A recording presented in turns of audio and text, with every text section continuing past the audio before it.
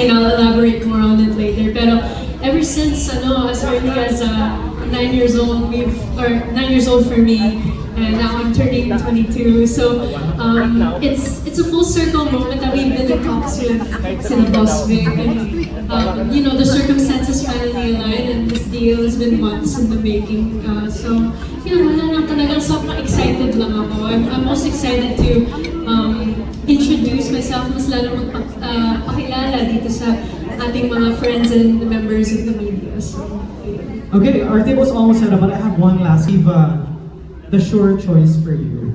Well, ako po talaga, syempre, lalayo pa ba tayo? Of course, yung field of expertise nila in both music and acting. I think I'm at a point in my career where, I've been so privileged to work with so many amazing people.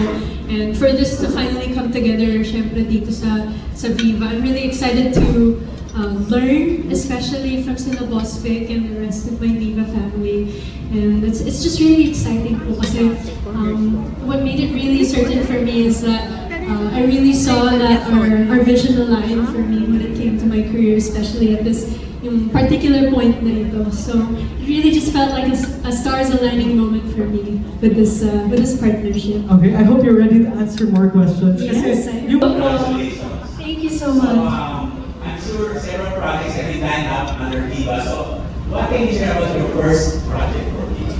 Well, as early as now, syempre, I can't reveal too much like you said, pero ang talagang excited po ako sa mga adaptations po, yung mga young adult series and Wattpad adaptations that I'm really looking forward to further discussing more. And yun nga, parang I'm just over the moon po kasi I'm able to kind of make sort of a come back into acting as well since I've been really focusing on my business.